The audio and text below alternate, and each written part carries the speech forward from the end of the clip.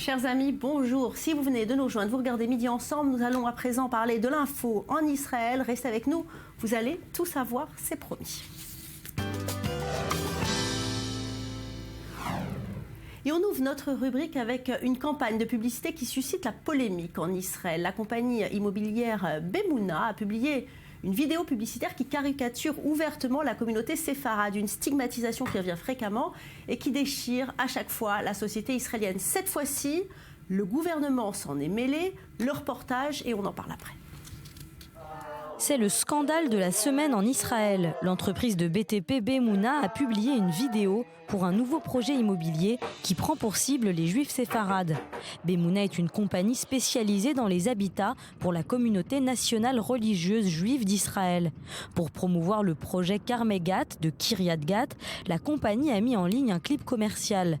La publicité en question met en scène une famille blanche qui allume des bougies pendant la fête juive de Hanouka. Quelqu'un frappe à la porte. Les voisins, qui portent des chapeaux colorés et qui parlent fort, s'appellent Abergel, un patronyme typique de la communauté séfarade. La voix off enjoint alors les téléspectateurs à venir vivre dans un projet immobilier de Bemouna s'ils veulent rester entre personnes similaires et différentes des juifs orientaux. Après avoir essuyé une vague de critiques sur Internet, l'entreprise a retiré la publicité, mais certains détracteurs avaient déjà enregistré la vidéo. Sur Facebook, les membres du groupe Mizrahim Tweet ont rediffusé la vidéo et qualifié d'antisémitisme israélien ce clip. La compagnie Bemouna a répondu par de profondes excuses et a déclaré que cette vidéo allait contre ses valeurs. Elle a d'ailleurs été immédiatement retirée et l'entreprise va examiner le processus qui a permis de valider cette réalisation. C'est une blague qui n'est pas drôle du tout. Nous nous sommes déjà excusés. Nous ne faisons aucune différence entre Ashkénazes et séfarades, ni entre religieux et laïcs. Le producteur de la vidéo a voulu faire une caricature sur les religieux et les laïcs. Il en a trop fait et c'est une erreur. Ce n'était pas notre but et nous nous excusons. Le ministre de la Construction, Yoav Gallant, a demandé au procureur général Yehuda Weinstein d'utiliser toutes les mesures légales disponibles pour interdire à Bemouna de construire sur ses terres. Yitzhak Cohen, député israélien du parti Chasse, s'insurge contre cette vidéo. Je demande aux gens de ne pas acheter d'appartements dans ce projet à cause de cette publicité. Cette vidéo met le doigt sur un débat public, c'est un clip terriblement raciste. Les citoyens vont comprendre qu'ils ne doivent pas acheter au sein de ce projet et je vais consulter le procureur général pour qu'il s'occupe de ce dossier et qu'il vérifie qu'il n'y a pas d'incitation à la haine raciale. Selon moi, il y a bien incitation. Le ministre a qualifié la publicité de raciste et a ajouté que l'entreprise de BTP avait utilisé des méthodes marketing discriminatoires et choquantes. Pour Gallant, ces terres doivent rester accessibles à toutes les communautés qui constituent la société israélienne. Alors, Lise Barenbaum, violente quand même, cette publicité. Cette fois-ci, c'est un promoteur immobilier, mais dans le passé, il y a eu aussi des artistes qui ont tenu des propos injurieux. Racontez-nous. Oui, notamment en août dernier, pendant une manifestation contre le Premier ministre Binyamin Netanyahou, un artiste de gauche, Yair Garbouz, a comparé les électeurs de droite et les membres du gouvernement actuel à des embrasseurs d'amulettes. Écoutez. Ceux qui embrassent les amulettes et les idolâtres, ceux qui se prosternent sur les tombes des saints ne seraient qu'une minorité. Même les obsédés sexuels et les violeurs ne seraient qu'une minorité. Même les policiers corrompus et les menteurs qui mentent ne représenteraient pas la majorité. Si tous ceux-là ne sont qu'une minorité, comment se fait-il qu'ils nous gouvernent ? Et autre scandale, Lise, celui de la comédienne Anat Waxman. Oui, c'est une comédienne très connue en Israël qui a donné une interview à la chaîne numéro 2 au moment des élections. Et là, elle a comparé les électeurs de droite à des rats qui sortent de leur trou quand Binyamin Netanyahou les appelle. Écoutez. Ceux qui crient « seulement Bibi » et qui insultent. Ils disent « seulement Bibi, donnez-nous Bibi ».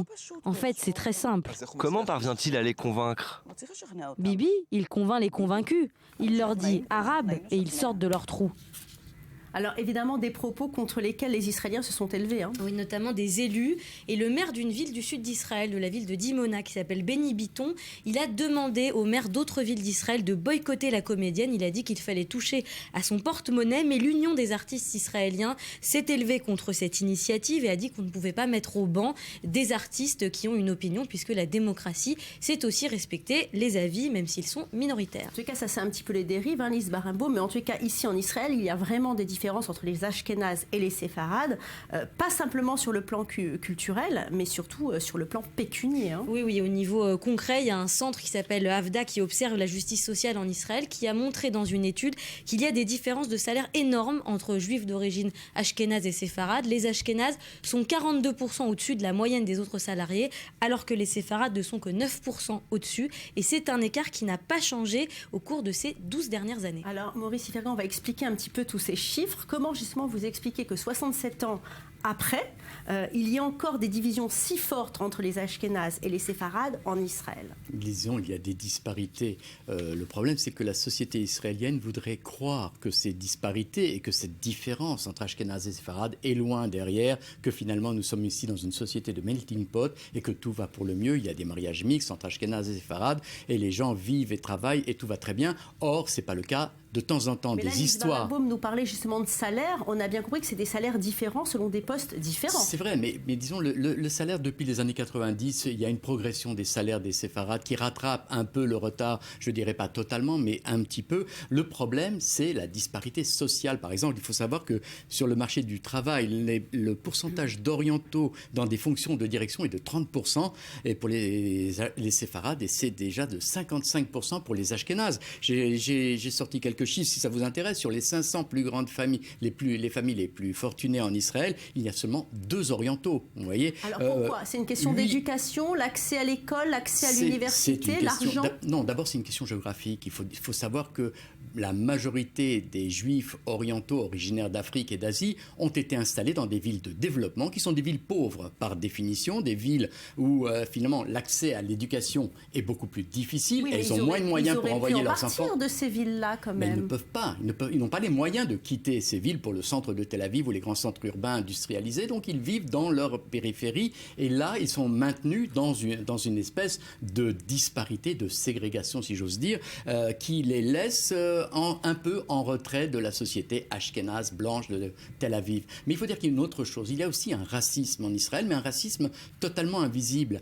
Il y a eu, ça vous intéresse, une série sur les orientaux à la télévision israélienne. Et dans cette série, on peut entendre un dialogue assez passionnant, intéressant de 3 enfants qui sont interviewés par un journaliste et leur demande qu'est-ce que vous voudriez faire quand vous serez grand. 2 des enfants ont dit footballeur et le 3e a dit policier. Ah, je pensais que vous alliez dire ashkénaze. Ce sont des enfants de villes de périphérie, des enfants séfarades, 2 footballeurs et un policier. Alors le journaliste leur dit mais vous voulez pas être avocat ou médecin? Ils ont dit non, ça c'est pour les ashkénazim parce que eux aiment étudier et ils sont très forts dans les combines et dans les relations. Donc vous voyez, ce racisme invisible fait que même les séfarades ne se perçoivent pas intégrés totalement au sein de cette société. Il va falloir que ça change. Allez, on va parler d'un autre sujet. Elle s'appelle Hanine Radi. Elle est la mère de 4 enfants. Elle est dentiste. Elle est aussi joggeuse, passionnée. Depuis plusieurs mois, elle essaie d'organiser une grande course mixte dans la ville arabe israélienne de Tyra. Mais le poids des traditions et le sexisme sont encore très vifs là-bas. Regardez. Quand on voit Hanine Radi courir sur la promenade de Tel Aviv, elle semble parfaitement s'intégrer au paysage. Tout paraît normal dans sa façon d'être et son physique athlétique. Une femme passionnée qui a déjà couru des marathons à Amsterdam, à Berlin et en Israël. Hanine est dentiste, sportive et la mère de 4 enfants. Elle vit à Tyra, une ville arabe israélienne. Cette femme est aujourd'hui confrontée à une épreuve que la plupart des athlètes occidentaux n'auront jamais à vivre. La communauté musulmane conservatrice de sa ville rejette ses idées et ses activités, celle d'une femme qui encourage les autres à sortir et à courir. Je ne peux pas courir à Tyra, ce n'est pas du tout accepté, c'est triste. Je me demande toujours pourquoi moi? Pourquoi toutes les filles doivent-elles sortir de la ville pour courir librement? Pourtant, Tyra est considérée comme une ville moyennement religieuse. Mais une femme qui travaille et qui se promène dans la rue en tenue de sport, c'est encore un tabou. Hanine est véritablement une pionnière parmi les femmes de sa ville. J'ai commencé il y a 1 an. 3 ou 4 mois plus tard, 80 filles me suivaient. Mais ce n'est pas assez. Si nous y arrivons, à Tyra, nous allons nous étendre à Taïbé, Djaljouli. Tout le secteur arabe nous soutiendra. Nous allons faire quelque chose de bien. L'entraînement a commencé près de Tyra, dans la ville de Kfar Saba. Pour Hanine, la prochaine étape est évidente. Une course mixte, hommes et femmes côte à côte, dans les rues de Tyra, comme cela se passe dans le reste du monde. Elle a déjà commencé à organiser cette course. 2 jours avant la course, la mairie m'a appelée et m'a dit que des personnes religieuses étaient venues demander l'annulation de la course, prétextant qu'il n'est pas acceptable de laisser des hommes et des femmes courir ensemble. Ils ont demandé à faire courir les femmes dans un stade intérieur et les hommes dehors. Quelques mois plus tard, Hanine a tenté d'organiser une course mixte par 2 fois, sans succès. Une campagne sur Facebook menée par des religieux a commencé à la menacer et à l'insulter, avant que la situation ne s'aggrave. Je n'ai rien entendu, c'était au milieu de la nuit, à 1h. Je me suis réveillée comme d'habitude au petit matin pour aller courir et je me suis mise à avoir peur. Je suis rentrée à la maison et j'ai dit à mon mari de venir. Je ne pensais pas que ça pouvait être des coups de feu, j'étais paniquée, les enfants étaient dans la maison, c'était très difficile. Nous n'aurions jamais cru que quelque chose comme ça puisse arriver à notre mère. C'est une personne très sensible, nous avons eu très peur pour elle. Après cet incident, des politiciens arabes sont venus montrer leur soutien à Hanine Rabi.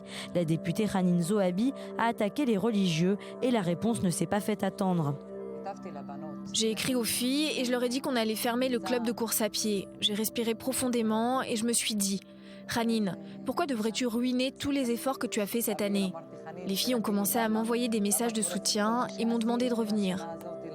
Finalement, le club n'a pas fermé ses portes. Un compromis a été trouvé. Le groupe peut s'entraîner dans la ville à une condition. La nuit, à l'intérieur du stade, les filles doivent attendre que les garçons terminent leur entraînement de football. Nous ne voulons pas qu'elle court dans la rue. C'est mieux pour elle de courir ici. Même si on était en 2035, c'est notre religion et c'est comme ça que les choses se sont passées pendant 2000 ans. Elle ne comprend pas les lois de l'islam. Nous devons les lui enseigner pour qu'elle ne fasse pas d'erreur. Nous devons remettre ces femmes sur le droit chemin. Mais Hanine Rabi n'est pas seule. Djouloudi est une étudiante en éducation physique qui prépare son premier marathon pour Paris. Il y a quelques semaines, Hanine Rabi est retournée à la mairie de Tira avec le même espoir de pouvoir organiser une course mixte dans les rues de sa ville. Celui qui veut participer à cet événement devra en payer le prix. On parlera de ces mères de famille, on les menacera, elles se feront tirer dessus. Le moment n'est peut-être pas encore venu pour Tira. Alors, Lise Barenbaum, expliquez-nous de quelle manière la députée Hanine Zohabi est intervenue dans cette histoire. Alors elle s'est vraiment investie notamment sur sa page Facebook où elle a écrit que ceux qui ont tiré sur la maison de Hanine doivent être dénoncés, que ceux qui pensent que le sport est une hérésie doivent se taire, et elle a été même plus loin, elle a dit que c'est la société qui doit s'occuper de ces personnes extrémistes. Il ne faut pas attendre la police, un message qui a provoqué des dizaines de commentaires obscènes, de condamnations, et il y a même eu des photos de la députée couverte de sang sur Facebook. Bon, là il s'agit évidemment d'une joggeuse, mais des histoires de ce type, il y en a d'autres, hein, ça touche d'autres femmes. Oui, ça touche d'autres femmes arabes, notamment une chanteuse Amal Mourkous. En 2007, elle devait donner un concert dans une ville arabe, Kfar Kara, mais des activistes du mouvement islamique ont fait pression pour qu'il n'ait pas lieu. Le concert a été déplacé dans une ville proche qui s'appelle Hara. Là aussi, les menaces ont plu et donc le propriétaire de la salle a préféré annuler le concert. C'est un épisode qui a marqué toute la carrière de cette chanteuse. Dans les mosquées, on appelle ouvertement à boycotter ses concerts, mais elle dit que ça lui fait de la publicité et que ses concerts n'en sont plus que pleins. En tout cas, on a beaucoup parlé de politique dans cette émission et cette semaine, sachez qu'Israël a perdu un de ses grands hommes politiques, Lise Barenbaum. Oui, c'est l'ancien ministre et député Yossi Sarid qui est une figure de proue de la gauche israélienne. Il est mort vendredi à 75 ans. Il avait pris sa retraite en 2006 après une carrière politique de plus de 30 ans. Il a notamment dirigé le parti de gauche Meretz de 1996 à 2003. Il est né en 1940 dans ce qu'était à l'époque la Palestine mandataire. Et c'était aussi, il a été ministre de l'Éducation, ministre de l'Environnement dans le gouvernement Rabin, mais c'était aussi un écrivain et un poète. Oui, donc c'est une grande figure de la politique israélienne qui nous a quittés, un homme connu pour sa fidélité dans ses positions, Maurice Barenbaum. Maurice Ifergan. Maurice Ifergan. J'ai voulu vous marier aujourd'hui. C'est un grand jour.